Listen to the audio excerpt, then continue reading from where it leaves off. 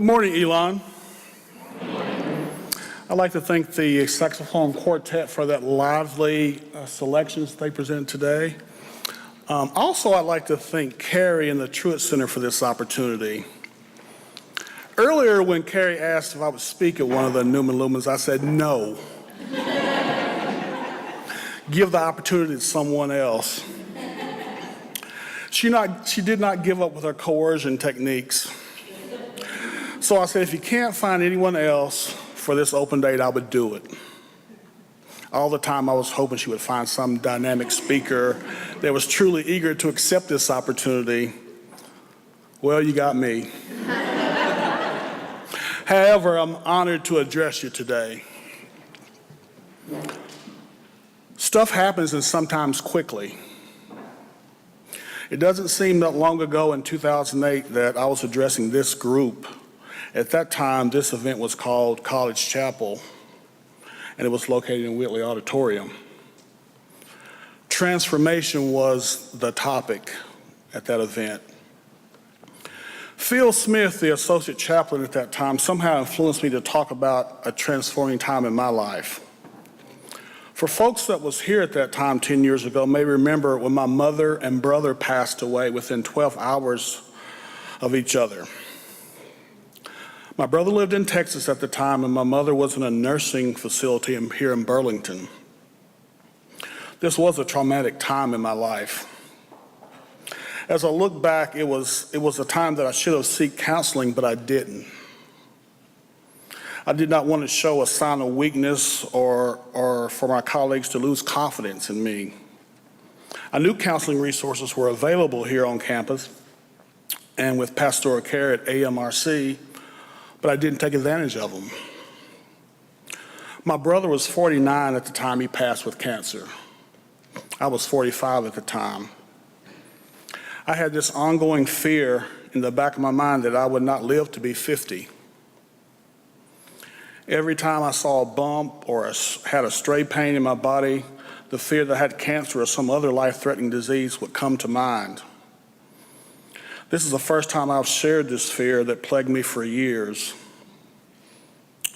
Well, I don't have that fear anymore because I've passed that milestone. Actually, I don't have fear of dying at all now because I feel my heart and soul are in the right place. Now, I will segue to the topic of change. I've been in my current position for over 18 years. My title has not changed, however, the position and the university has changed. Change is tough. I'm a creature of habit and struggle with change.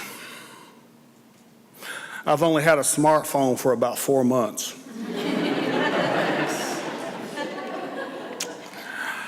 Some changes that have occurred during my Elon career: one program assistant, 2 presidents, 3 supervisors, 7 assistant directors, hundreds of student employees, EMS, R25, Spaces, Phoenix Connect, and a multitude of new facilities have arisen in that time. For all of us, change happens differently. What are your mechanisms to cope? For me, it's prayer and looking for positive in all possible situations.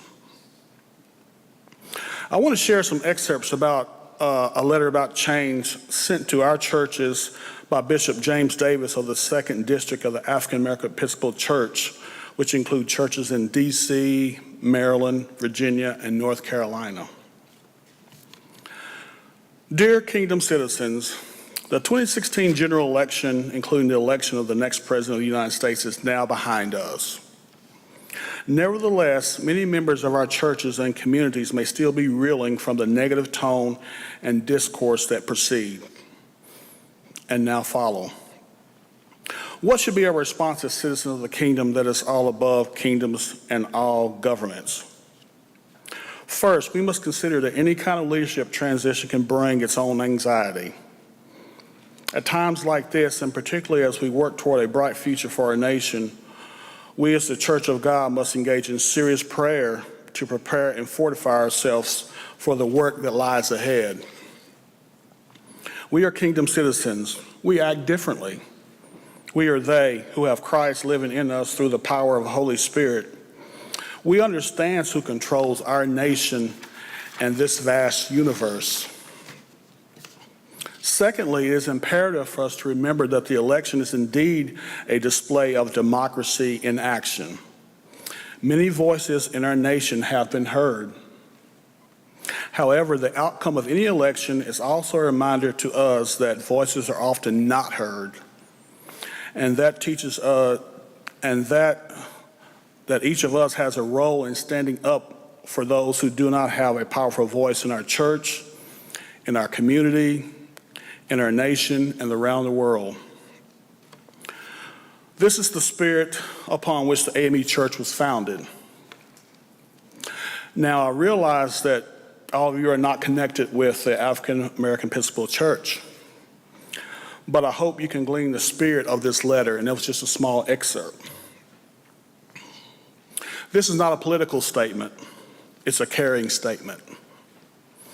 In these times, we need to take care of ourselves and others in our community that need help, whether it's spiritual, physical, emotional, or monetarily.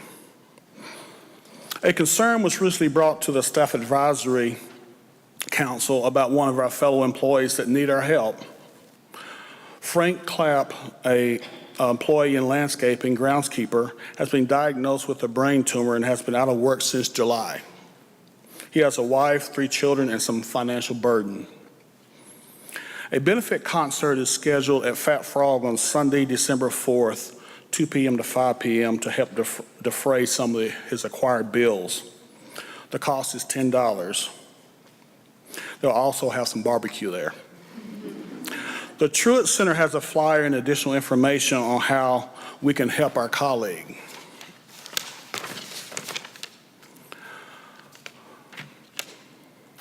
Again, I want to thank the Truett Center for this opportunity, for the assistance they provided for me 10 years ago through the Chaplains Fund during a time in my life when I needed assistance.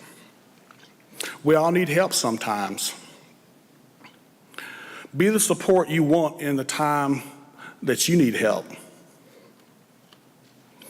I hope each of you have an outstanding break. Keep in mind, Thanksgiving should be in our hearts every day. And to end on a light note, before I step away from the podium, I'd like to give a happy birthday shout out to my daughter, Brittney, who's 30 today. Peace.